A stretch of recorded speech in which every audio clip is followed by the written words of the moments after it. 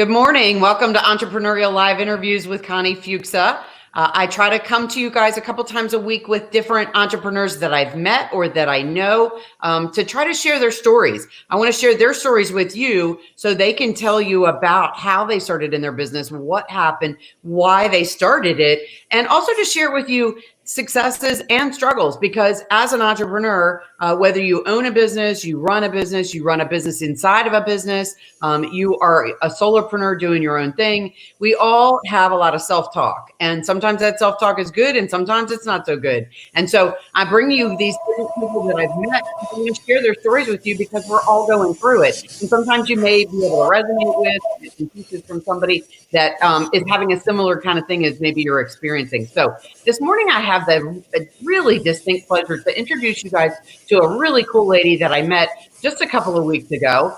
We met on another Zoom call, as everybody's doing these, but then we got a chance to have a conversation afterwards, and I just can't wait to hear the story and struggles and things that she's gone through and the magic that she's made happen in her business through that. So this morning I have Banholzer. I apologize. Allie, thanks so much for being here today. Well, thank you for having me. I'm excited to be here. Absolutely. Well, Allie, let's start off by you telling us about you. So I want to introduce you to everybody that I know and that is watching us, but tell us about you. Where did you come from? What did you see that made you want to start doing what you're doing, and what are you doing right now? Tell us all about you. Sure. So I am the owner of Wear Your Spirit Warehouse. We do branding and marketing through apparel, decorating, and promotional items. So we'll take your business logo, tagline, things that way, and help you develop marketing and branding around that with promotional items and wearable items. I started the business 14 years ago. Oh, I guess actually 15 years ago now, on my kitchen table in my house. I was a military spouse and a stay-at-home mom, and I wanted to do something that helped contribute to my family, but also give me a little more interaction with other adults. I love my girls, but they were very young, and that can be very challenging. Mm-hmm. So I started Wear Your Spirit Warehouse, and it grew. By 2010, it had outgrown our house. I couldn't do it on my kitchen table or even in a room down in the basement, and so I moved out to commercial space. Still doing what I could to support my family. My girls were in school then, so I'd work while they were in school and things that way. And, my business made money, but it was mostly fun money to supplement weekend trips or vacations or things that way. I was married to an Air Force officer. He was a pilot in the Air Force, and life was smashing and going great. He was the commander of Air Force One. And in 2014, on one Saturday morning, while we were sitting around drinking Starbucks, he literally dropped to the floor and had a grand mal seizure. And 2 days later, we were told he had glioblastoma and he had 14 months to live, which was quite a shock and, of course, devastating. At that point, my girls were elementary and middle school aged. I had this business that was growing, but I really had to pause and figure out what life was going to look like. There was no doubt. There was no hope whatsoever that he could survive this. And so I needed to then figure out how I was going to support my family, if that was going to be through this business or something else. My background was actually as a criminologist working for police departments. But when I married an Air Force officer, that's not a career that moves well. And so I had given that up. So the long and short of it is, at that time, I closed down my commercial space and I brought the business home, and I didn't do anything to grow the business. I just wanted to maintain those special customers that I had at the time. And we did that through the time of his death. He actually ended up living a little over 2.5 years while we cared for him. And in November of 2016, he passed away. And it took a little bit of time. By then, my girls were at high school and middle school. And so it took a little bit of time to grieve and care for them. And then decided this is what I wanted to do. This was the business that was going to provide for my family. Mm-hmm. And so in April of 2017, we moved back out into commercial space. And then I have been working full time, and the girls come and work and help, and diligently growing the business since then. Wow. Wow. What a story, guys. I mean, this is, whenever you think, and this is the second time I've heard the story, but whenever you think, you've hit some wall and that you can't get past it, you think of this story, because there is nothing that is stopping this lady from running this business and doing amazing things. So tell us a little bit about your business itself. So one thing I do definitely want to make sure we hit on is this pivot of, what's going on now, because I think it's really important, not only because of what we're going through as a society, but it's important for people to understand that there are times you have to make pivots. And so in your case, your pivot started by, your life having a earth-shattering change. So you started your business on your kitchen table, but then you took it into a commercial space. So that's a big challenge in itself, just in that start, deciding to do that and making that leap, if you will. Yeah, and that's a scary leap for people who run home businesses, because now all of a sudden you're signing a lease, and you can't just say, "Yeah, I changed my mind, I'm going to move out," or "Oh, I can't afford to pay the lease this month." And so there was a lot of I'm sorry, my phone's ringing. They'll pick it up. There was a lot of discussions with my husband. He wasn't an owner in the business. He wasn't part of the business in running it, but of course it impacted our family. So there were a lot of discussions and a lot of decisions of, if the business can't sustain this, then what happens?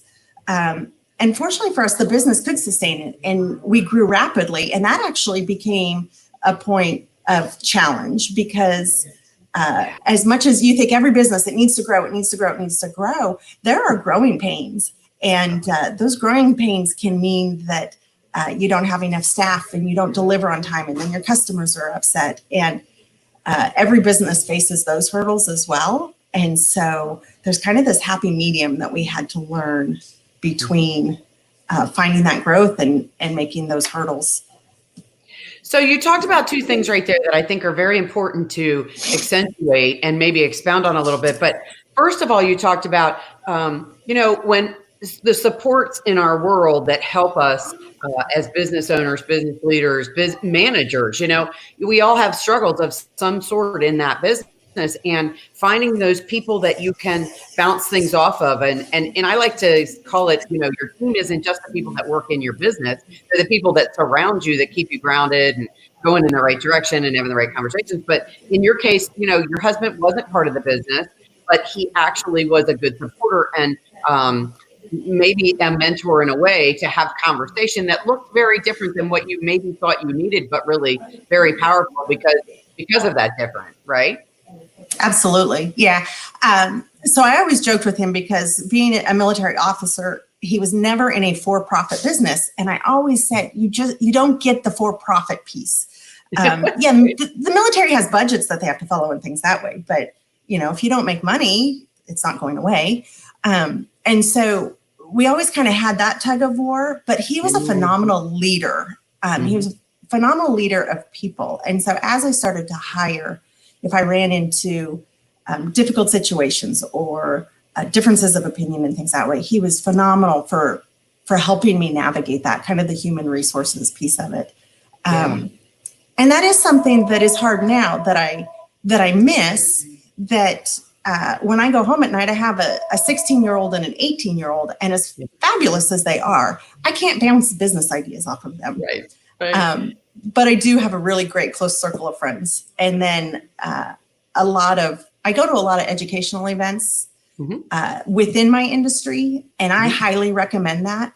I don't worry about competition. I don't worry about if I share an idea with somebody else that's in my same industry, that they're going to take it and do better than I am or not. And that's something that I really enjoy talking about. I have a competitor whose business is literally 1.5 miles north of me, but we have two different niches. We have two different operations. We, on a regular basis, will message each other and, hey, I need help with this, or I need help with that, whether it's a concept, an idea, or physical supplies. And we have this really great relationship. And a lot of people assume that we're in a competition and I want them to fail or they want me to fail. And really, I am blessed in my industry to have a lot of people all over the country that do the exact same thing as me, that can help mentor me and help teach me. And then I can return that as well. I love this conversation. So back to the having someone to bounce things off of. I mean, I get you're probably in just a really tough situation in that point as you transitioned after your husband passed, but having that someone to bounce things off of and picking out the pieces that he brought successfully to you, the leadership, the things that as an entrepreneur, when you jump out into the world and you start doing things, you know what you love to do, you know what you want to do, but then you have to do all these added bonus things that you're maybe not really good at or that you just don't even know anything about, right? So finding people that you can bounce things off of. And then it leads into this other conversation that you just brought up, which I think is crucial when people don't seem to understand, oh my gosh, I have a competitor, I can't talk about what I do, which is absolutely opposite of what you should be doing. You should be speaking to people that are like-minded, that are in your industry because they've gone through some of these struggles, and recognizing instead that you offer a different type of product. You offer a different type of service.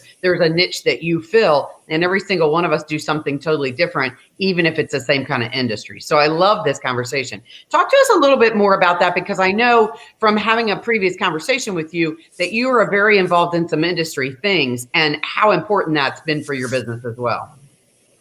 Yes. So initially I set out to do a lot of education. Screen printing, embroidery are not career fields you go into usually by design. There's not a lot of formal education that you can go get. And so many entrepreneurs in this business are self-taught or they've gone to a few classes. So I sought out when I really needed to make this business support my family and not be fun money, I set out to get my MBA in screen printing, meaning all of the business ins and outs. I didn't have a business degree.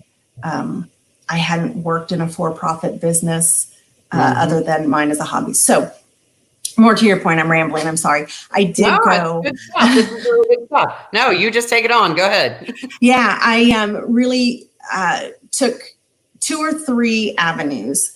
One, I went to trade shows, just industry trade shows, so I could learn about product and make those connections with sales reps to find the blanks and the different things that I needed to be able to offer my customer for my niches.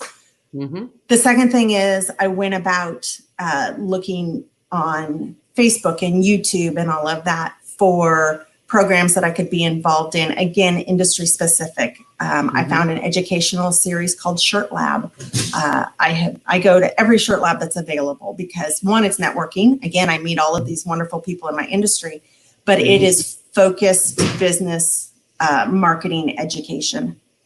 The third thing I did was seek out experts outside of my industry that were business experts. I don't know if you're familiar with Mike McAllowitz. He's written Toilet Paper Entrepreneur and Profit First, and he just came out with a book called Fix This Next. He is one of my mentors. I meet with him every quarter, and he's certainly not in my industry. He's learning my industry by knowing me and a few others in my industry. But and so I guess what I'm saying is I seek local, which is that very up close. I seek industry specific, which is very up close, and then I try to keep going up levels, where it's a little more broad and a little more broad. So I'm not so focused, kind of like my husband used to say, looking through a soda straw. Your focus is so narrow, you only see this much, so that I can take all of that and filter it in. Now, one of my struggles with all of that is that I have this funnel that's this big and I'm exposed to so many ideas that then I have to decipher exactly what's going to work for my business. Yeah. I love this. I mean, I was going to ask you about networking, but you took this to a whole different level in this conversation because, mentoring is so important. And I think people just don't really get, they keep hearing us talk about this in these interviews, but you don't get that you can't be afraid to ask people that are at different levels for their advice, their thoughts, their ideas, their directions, particularly people that maybe aren't in your industry because they see things in it from a different lens, as you were saying, not through that soda straw, which is a really cool analogy. I like that a lot. But so having, trade shows being really important because not only are you meeting other entrepreneurs that are in your business, you're also seeing vendors that have things that you could use, but you also see the things that you just don't know. I mean, like things that happen in California are totally different than things that happen in Maryland, right? So in different areas, seeing what different people are doing and what may or may not work for you. So I love hearing that you're sharing those kinds of things. Talk about networking a little bit, on a local level, because I think there's a sort of a back and forth about that. Some people are like, I don't want to go to networking events because then I have to, make small talk with people. And talk to us a little bit about how that works for you in your business, because I think there is a little confusion about how that should work. Sure. I really think it goes to this kind of mindset, which I know is so cliche right now, but it's this idea of having a really open mind. I guarantee you, if I walk into a room full of, whether you're a business owner or you work in a business, whether you are home-based, direct marketing, or, we're all entrepreneurs. I'm struggling for the word, but you own your business Right. and employ others. Everybody has a story and everybody has something they can teach you or something maybe you can teach them. Excuse me. Bless you. So when I approach networking, that's kind of how I go in. It may be small talk, but in that small talk, I can pick up some nugget that then I can direct message them. I can talk to them later. I can follow up on something they said and start that education process, get that information. When I go into a networking event, I approach it not from a sales perspective. What can I sell you? Everybody has their 30-second elevator pitch. Everybody's going to ask you what you do. And in reading all the books and the business books, make sure you have your 30-second elevator pitch. Well, of course, you have to be able to say what it is you do for your business. Right. But there's also a saying, we have 2 ears and 1 mouth. You should be listening twice as much as talking. And so I will absolutely give my elevator pitch, but then I want to sit back and listen. And I want to listen to the conversation other people are having, and then have those conversations myself. Because if I'm not doing it physically, I'm mentally taking notes of, I'm going to follow up with that person later or ask more about this. So I think if you go into networking more as this is a gold mine to grab some nuggets versus I need to go in and sell and get referrals, I think you may come out ahead. I love that. Everyone, there's nuggets to get. You're some piece of information that's going to help you in your business when you go into that. This is just gold mine stuff. Thank you so much for those nuggets. I love this. This is really cool. So talk to us. We touched on this early on, but talk to us a little bit about how you're pivoting your business, honestly, through some different challenges, not just, businesses always have to pivot because there's always something that's a struggle. There's something that needs to be adjusted. And right now, you're really making some pretty good adjustments. And tell us the process a little bit about that, because I think these people are missing.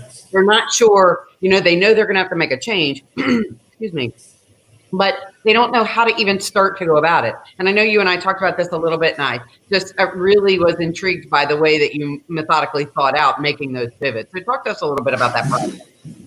Yeah, so just for background, we have industrial size machines that do embroidery and screen printing, and so when everything happened, we were not essential initially by the definition and by what the governor put out, and so we shut down, and then we were shut down for about 2 weeks, and I really felt a responsibility to keep my staff working, but I also needed the cash flow to be able to pay them. And of course, like all businesses, that was a struggle. So I did 2 things. Instead of just saying, all right, we're shut down until they say otherwise, I said, what equipment do we have that I can do that makes us essential? How do we become an essential business so that we can open? And can we do it morally, ethically, safely under the guidelines of the state without breaking the rules? So the biggest thing we did is we started producing masks. It was a natural for us. We've got the equipment to be able to do it. We have laser cutters that can cut the material for the patterns, and we have the embroidery machines that can sew them so we can mass produce them. And that fit a need to be able to keep our staff working, and then also a need for the community. Lots of people out there, and I commend them. We're making and donating masks, and I think that is fantastic. For us, we sold ours, and it wasn't a matter of money as much as keeping staff employed, keeping them working, being able to give them a paycheck. And then also there are a lot of companies out there that need masks that aren't being donated to. They're not first responders and things that way. So we fit that niche. That was one of the pivots. The other thing we did, because we were open and we had the capacity, was the Here for Good campaign, which is still going on, by the way. I'll do a little plug. Yeah, please do. Please do. That's why I was going to ask about it. Yeah, and that's for small businesses that have, and first responders and frontline workers, healthcare, that they could put a t-shirt design up on our website, and we would sell it for $20, and they get $10 from every shirt that is sold with their design on it. The designs could be their business logo. It could be a fun design that's virus related or anything. Andrew Daniels has a shirt for, she's a at-home wine distributor, and her says, I make poor decisions with a bottle of wine, P-O-U-R, pouring wine. It's a really cute shirt. It's not her logo or anything that way, but each of them that sells helps support her. And that was our way of giving back to the community. Again, the $10 that we keep for the shirt pays for the shirt, the supplies to print it, and the overhead to pay the staff to print it. But that other $10 goes directly to the business owners to support them. And some businesses have made a fair bit. So far, we've raised over $7,000 to go back to the community, to businesses. Some have raised a lot. Others have raised just a little, but it might be Sugar Faces did an interview shortly after it kicked off, and it paid for a month of medicine for one of the dogs that they rescue. The high schools are all doing it, and they're taking their proceeds and creating either emergency funds for students that need help with technology for online learning or food or things that way. One of the high schools is taking their donations, and they wanted to support restaurants and first responders. So they're going to restaurants to purchase food, but then they're giving it to the first responders. And it's really been a neat program to bring our community together and help some small businesses that are struggling. The SBA right now says that as of right now, and of course it could change, they're anticipating 40% of small businesses having to close their doors permanently because of this. So if we can help keep that from happening just a little bit in our area, I think it benefits everybody. Gosh, Allie, that is just a phenomenal program. And, I like to ask people too, what your cause is, what things you like to be involved in. As an entrepreneur, we always find that sometimes we need the balance of having something that we do that's outside of our work world, and that maybe we can give back and help a little bit. And I just don't even need to ask you that, because it's a phenomenal project. I mean, for you to think up to be able to do such a thing.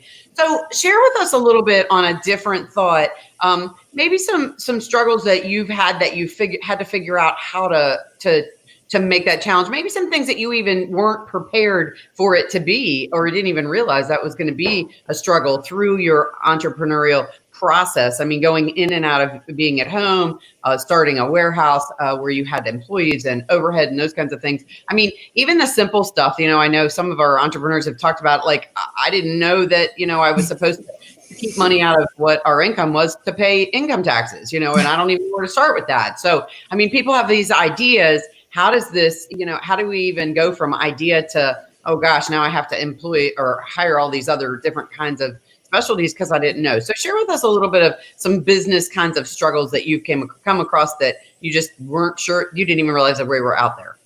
Yeah, so there have been several.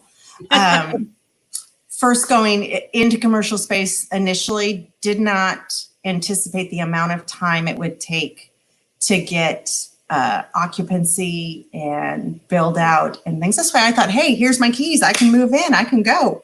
I can start running my business. Not so much. Takes some time.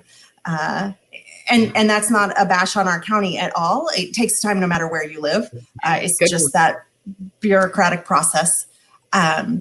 Well, those are steps that people don't even think of. You're thinking, I'm going to move from my kitchen table into a warehouse. Excuse me. Like you said, the keys. Here we are. Here we go. And it's not that at all. No. I did not realize the challenges of growth. Honestly, this is great. This is what we want to do. We're going to set our goals. We're going to grow our business by X percentage every year. And didn't realize the struggles that would come with that.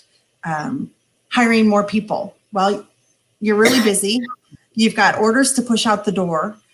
You're on a timeline and all of that. And yet you need to hire staff to be able to fill those needs. And when you hire that staff, you then have to take time to train them. Well, while you're taking the time to train them, you've got to step out of production so you're not filling those orders. But you can't just turn them loose in production. They're not going to fill your shoes right away. And so finding that balance, when do you hire? How many do you hire? And do you have good training in place to be able to do that, to meet that demand of your growth? And then if you're seasonal, not overhiring. For us, the first quarter of the year is our slowest time. We've pushed through all of the sports that we support. We've pushed through the Christmas and holiday rush. And now come January, it's quiet. But I don't want to let people go. I want to keep everybody employed. And so finding that happy balance has always been a struggle. And then that kind of goes hand in hand with space. When we first moved out, we moved into about 1,700 square feet. And I had 2 staff members, and that worked great. And we were going gangbusters. Within a year, I was up to 5 staff members, and we were crawling all over each other. So that's when we moved to our current warehouse. And now we're in about 4,000 square feet, which is wonderful. We certainly filled it up quickly, but that's a stretch. A 4,000 square foot warehouse in Calvert County is a lot more expensive than a 1,600 square foot. And you don't, and build out is expensive. So you don't want to have to put money into moving all the time, and your customers don't want to be tracking you down to new locations all the time. Right. So you want to go big enough, you have room to grow, but you don't want to overextend yourself on lease and utilities and all of that. And so those have all been really hard lessons of finding where the right mix of all of that is. And sometimes I've really fallen flat on my face. Excuse me. You're okay. The pollen is tough on me today. Huh? Yeah. So those are all really good points, because I think there are things that people just don't think about when you're thinking about starting a business. These ancillary things that are crucial to your business running, but being able to find that balance. So if you could share a piece of advice to somebody new, somebody in business that's maybe in a struggle, what would that be? What's your go-to piece of advice that you would share? Have confidence in yourself. Have confidence in your gut instincts. Be diligent to make sure that you're not overextending yourself. When I say have confidence in yourself, allow yourself to stretch, allow yourself to fail, but don't go into it like you're going to Vegas and you're just going to roll the dice. Take some risk. Don't be too hard on yourself if you fail. I don't necessarily believe in a traditional written business plan. You put it on the bookshelf, it gets dusty. You refer back to it if you need some financing or a loan with the bank, and you dust it off, but it's not a living, breathing guide. I do believe in setting intermediate goals, 3 month, 1 year, 3 years, 5 years. But I'm not going to chisel those in a tablet in stone, because literally 2 weeks before coronavirus hit, I had sat down with my entire staff, and we all sat down and did personal and business goals, and we laid them out. And I can tell you what, I could take that document that I wrote 3 months ago and tear it up, because Corona has changed all of that. And we can't foresee the future personally, in our relationships or business. We can make the best decisions we can. So I guess I'm being kind of long-winded, but my point is, make goals work for those goals. Have confidence in the knowledge that you have in your industry and in yourself. But if it doesn't happen, just adjust. There's a reason we have erasers. Just adjust, change them, change the timeline, and don't beat yourself up over it. There's a reason we have erasers. That is fantastic.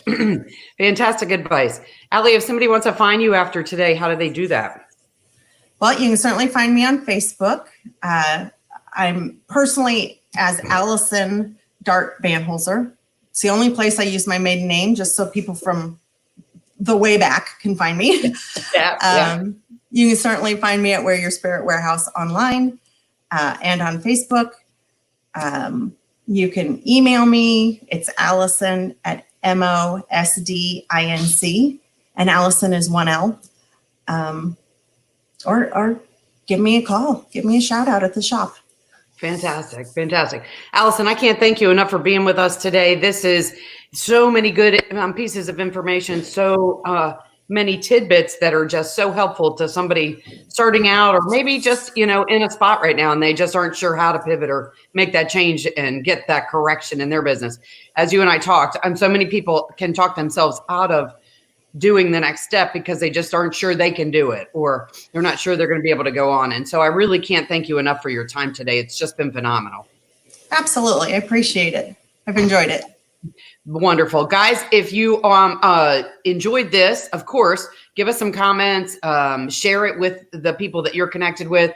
It is streaming live on YouTube as well. If you want to make sure you're not missing any of the YouTube interviews or these live interviews, go subscribe to my YouTube channel, Connie Fuksa.